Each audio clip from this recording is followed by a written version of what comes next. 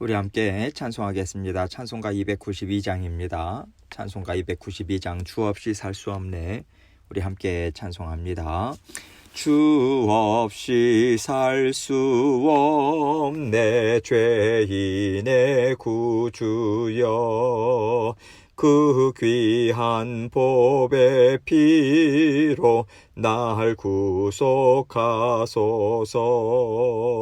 구주의 사랑으로 흘리신 보혈이 내 소망 나의 위로 내 영광 됩니다.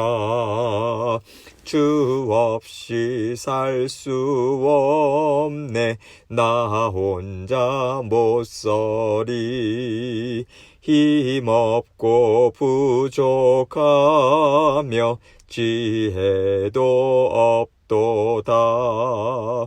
내 주는 나의 생명 또 나의 힘이라 주님을 의지하여 지혜를 얻으리. 주 없이 살 수 없네 내 주는 하신다. 내 영의 깊은 간구 마음의 소원을 주밖에 나의 마음 네 알아주리요. 내 마음 위로하사 평온케 하시네. 주 없이 살 수 없네 세월이 흐르고 이 깊은 고독 속에 내 생명 끝나도 사나운 풍랑일 때 날 지켜주시니 내 곁에 계신 주님 늘 힘이 됩니다. 아멘. 기도하겠습니다. 하나님 아버지 감사합니다.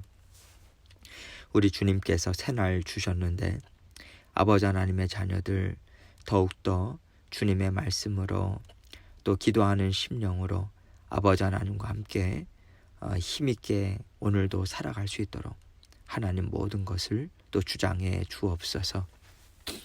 아버지 하나님을 사랑하는 마음으로 우리 모든 성도님들 더욱더 말씀과 기도 가운데 또 주님을 예배함으로 그 심령이 주님을 언제나 향할 때 아버지 하나님께서 복과 은혜 베풀어 주시고 아버지 하나님께서 주인 되어 주시고 아버지 되어 주셔서 모든 일들을 아름답게 하나님의 역사 가운데 이루어주고 계심을 믿는 믿음으로 아버지 하나님 승리의 삶을 살아갈 수 있도록 아버지 하나님께서 각별한 은혜로 함께하여 주옵소서.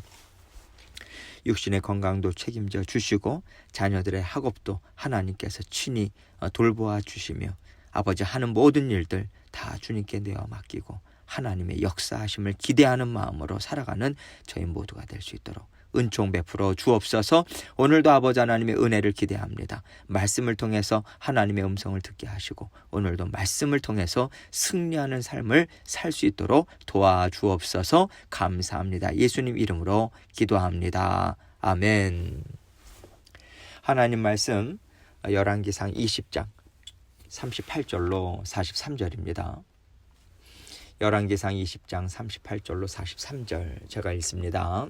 선지자가 가서 수건으로 자기의 눈을 가리어 변장하고 길가에서 왕을 기다리다가 왕이 지나갈 때에 그가 소리질러 왕을 불러 이르되 종이 전장 가운데에 나갔더니 한 사람이 돌이켜 어떤 사람을 끌고 내게로 와서 말하기를 이 사람을 지키라. 만일 그를 잃어버리면 너의 생명으로 그의 생명을 대신하거나 그렇지 아니하면 너가 은 1달란트를 내어야 하리라 하였거늘 종이 이리저리 이를 볼 동안에 그가 없어졌나이다.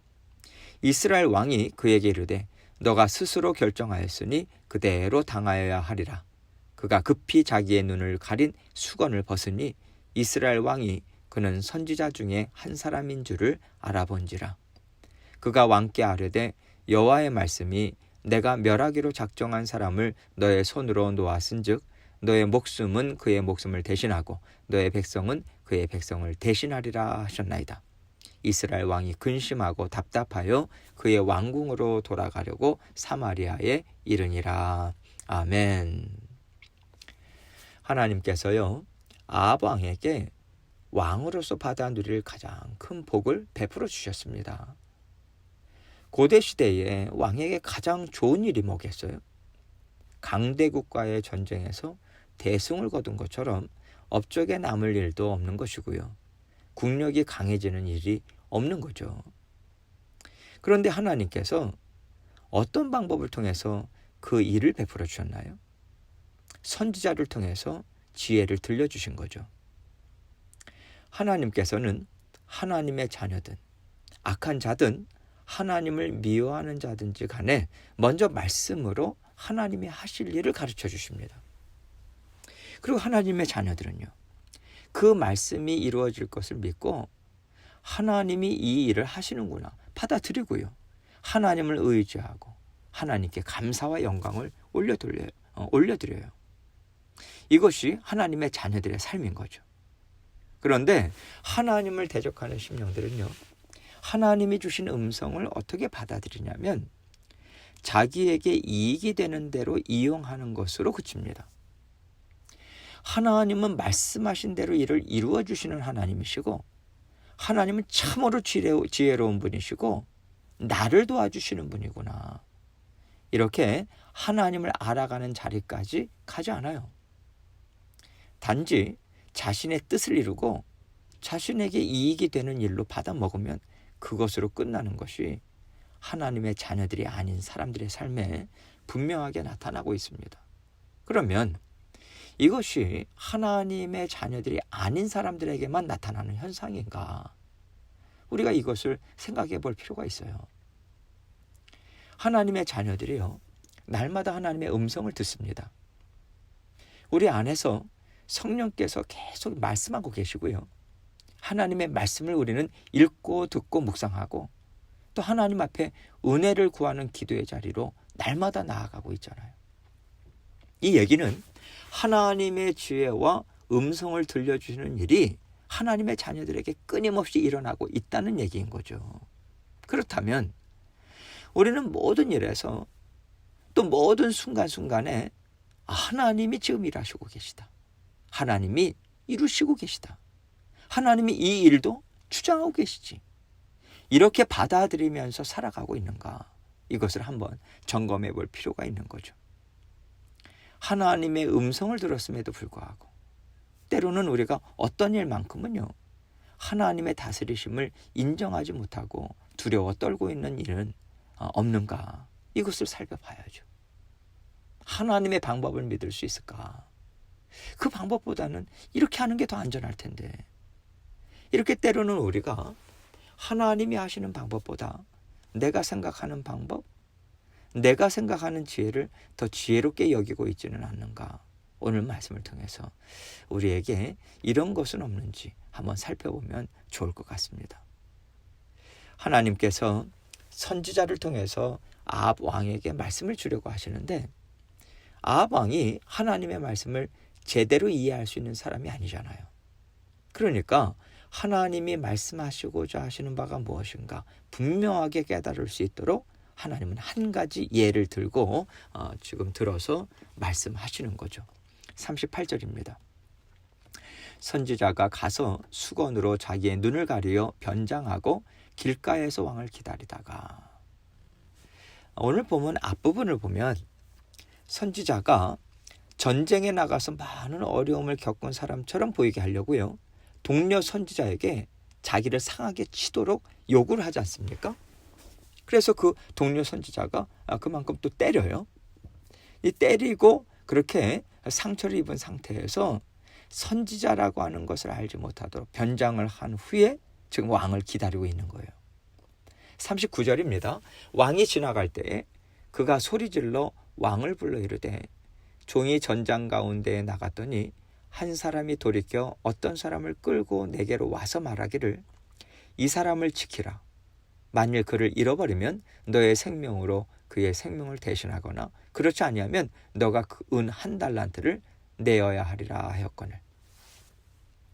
지금 선지자가 왕에게 소리를 지르면서 하는 얘기는요, 그 당시에는 당연한 일로 받아들여졌던 일이에요. 전쟁에서 포로를 붙잡았다면 그 포로를 지키는 사람에게 분명한 책임이 있습니다. 그 포로를 지키지 못할 경우에 자기의 생명을 내놓든지 엄청난 돈을 내어놓든지 대가를 치러야 하는 거예요. 이 얘기를 하고 있는 것입니다. 40절입니다. 종이 이리저리 이를 볼 동안에 그가 없어졌나이다. 이스라엘 왕이 그에게 이르되 너가 스스로 결정하였으니 그대로 당하여야 하리라. 다른 사람이 나에게 포로를 맡기면서 지키라고 했는데 내가 정신없이 일을 하다 보니까 포로를 놓쳐버렸습니다. 어떻게 해야 되겠습니까? 이렇게 왕에게 물은 거예요. 그러자 아합 왕이 너가 그것을 알면서 그 포로를 받은 거 아니냐. 너에게 맡겨진 일이 그러하다면 너가 끝까지 감당했어야 되는 것이고 너가 감당하지 못했다면 대가를 치르는 것은 당연하다. 너가 당해야 되는 것이다. 명확한 결론을 내려준 것이죠. 41절입니다. 그가 급히 자기의 눈을 가린 수건을 벗으니 이스라엘 왕이 그는 선지자 중에 한 사람인 줄을 알아본지라. 아합이요, 선지자라고 하는 것을 알아봅니다. 하나님이 이 사람을 통해서 또 무슨 얘기를 하시나 보다 직감적으로 알았을 거예요. 42절입니다. 그가 왕께 아뢰되 여호와의 말씀이 내가 멸하기로 작정한 사람을 너의 손으로 놓았은즉 너의 목숨은 그의 목숨을 대신하고 너의 백성은 그의 백성을 대신하리라 하셨나이다.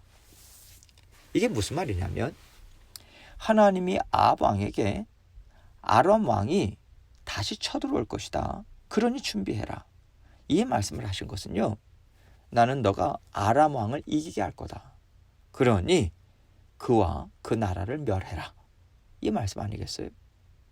그렇게 해서 이기게 하셨는데 아합이요, 아람 왕 베나닷을 자기 마음대로 놓아줍니다. 하나님은 베나닷이라고 하는 포로를 맡기시고 멸하라고 하신 것인데 다시 그의 나라로 살려서 보낸 거예요.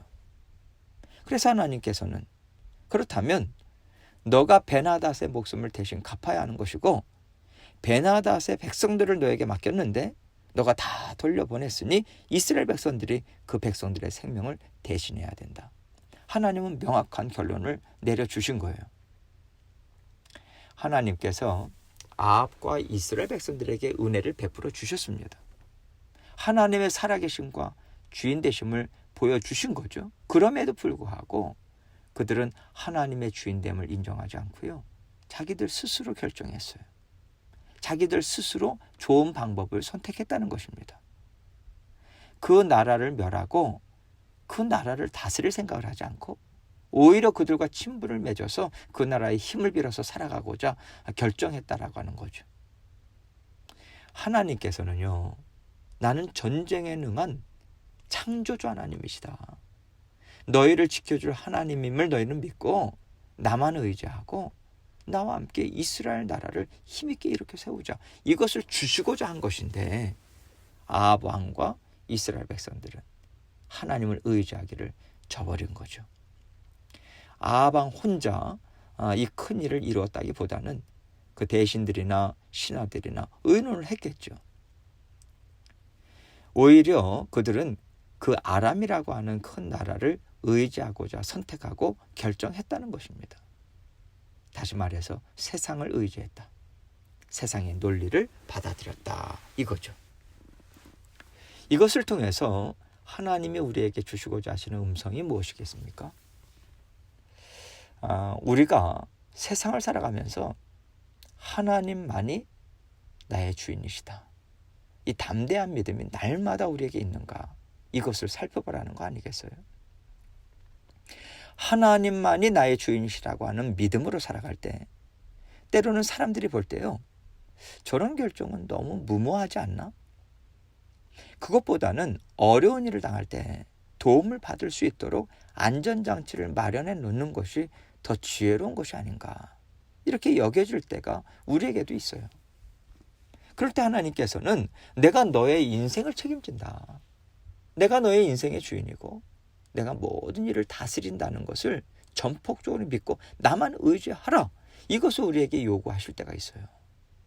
물론 하나님은 우리가 이 믿음으로 날마다 살기를 바라시죠. 그런데 지금 이 상황은요, 특별히 우리에게 결단할 것을 요구하시는, 좀 결정하기 어려운 일들을 허락하시면서 더 담대한 믿음을 우리에게 요구하실 때라는 거예요.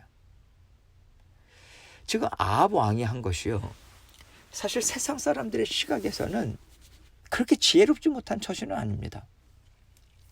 이 전쟁에서 이스라엘이 이겼다 하더라도 아람 나라를 다 쳐부숴서 완전하게 차지하는 것은 불가능하다, 이 결론이 아합 왕에게 그리고 신하들에게 내려진 거예요. 그렇다면 이참에 친분을 좀 쌓아놓는다면 더 이상 싸울 일도 없겠고, 오히려 우리가 어려울 때 아람 왕이 도와줄 수 있지 않을까, 이런 외교적인 계산을 깔고 일을 했을 때 세상 정세를 따르자면요, 이게 더 지혜로운 방법일 수도 있어요. 그런데 하나님께서 아합 왕에게 원하시는 것은 그게 아니지 않습니까? 세상의 논리와 정세를 따라가지 말고 나만을 따르기로 결단해라. 그러면 너에게 나는 살아서 역사하시는 하나님임을 보여주고 너를 더 강건하게 해주겠다, 이거 보여주시고요, 이 요구를 하고 하신 거거든요. 때로는 하나님께서 우리에게 결단을 요구하실 때가 있습니다. 그 결단이 왜 필요할까요? 내가 하나님을 잘 알지 못해서 두려워 떨고 있거나 내가 하나님을 잘못 알고 있어서 내 고집을 꺾지 않고 있을 때가 있거든요. 그럴 때 하나님은 우리가 결단하기를 원하세요. 하나님은 좋으신 분이시고 어떤 일에도 막힘이 없이 선한 뜻을 이루실 수 있는 하나님이다, 이것을 우리에게 분명하게 보여주십니다. 이것을 믿는 믿음으로 우리가 살아갈 때 세상에서 하나님의 자녀로서 힘있게 살아갈 수 있고요, 하나님의 뜻을 이루는 삶을 우리는 더 힘있게 살아갈 수 있게 됩니다. 우리가 이 땅에서 회사든 사업이든 어떤 일들을 이루면서 삶을 살아갈 때 하나님께서는 모든 것들을 속속들이 다 다스리셔서 넉넉하게 감당하게 하세요. 우리가 믿음으로 살아간다라고 하는 것을 자꾸만 하나님께 기도하고 말씀 읽고 말씀 배우는 것으로만 한정지어서는 안 돼요. 말씀을 배운 것이, 하나님의 말씀을 배우고 내가 익힌 것이 내 삶에 얼만큼 큰 영향을 미치고 있는가.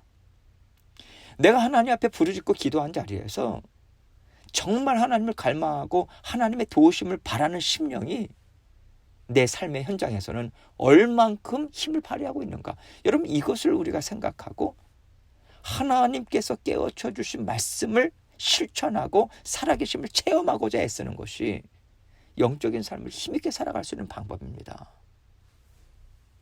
하나님은 우리에게 아무것도 염려하지 말라고 말씀하세요. 하나님은 무엇이든 일을 이루실 수 있는 분이십니다. 그래서 우리는요, 어떤 것에도 두려움에 사로잡히지 말아야 하는 것이고요, 어떤 것에 있어서도 세상 사람들이 말하는 안전장치를 따로 두어서는 안 돼요.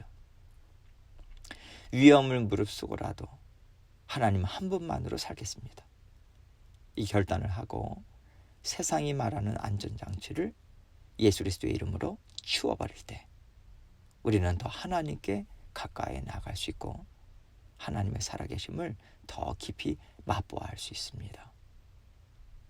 하나님의 자녀들은요, 하나님께 더 많은 투자를 할 필요가 있어요. 세상에 안전장치를 많이 두면 둘수록 하나님보다는 그 안전장치를 더 많이 의지하게 된다라고 하는 것을 우리는 기억해야 합니다. 우리가 하나님이 아닌 또 다른 안전장치를 두고 있는 것은 아닌가, 이것을 잘 살펴보고 그 안전장치를 어떻게 하면 예수 그리스도의 이름으로 걷어낼 것인지 고민하시고 오늘 결단하시는 저와 여러분이 되시길 주님의 이름으로 축원합니다. 함께 기도합니다. 오늘 말씀을 통해서 우리가 하나님 한 분만을 정말 의지해서 모든 것들을 다 내어 맡기고 평안한 마음으로 살아가고 있는가, 이것을 다시 한번 점검하고, 그렇지 못하다면 어떤 영역에서 그렇게 하나님 앞에 나아가지 못하는가, 하나님 앞에 다시 한번 회개의 마음으로 또 결단하는 마음으로 먼저 아뢰시고 또 계속해서 각자 기도 제목 가지고 하나님께 나아가도록 하겠습니다. 기도하시겠습니다.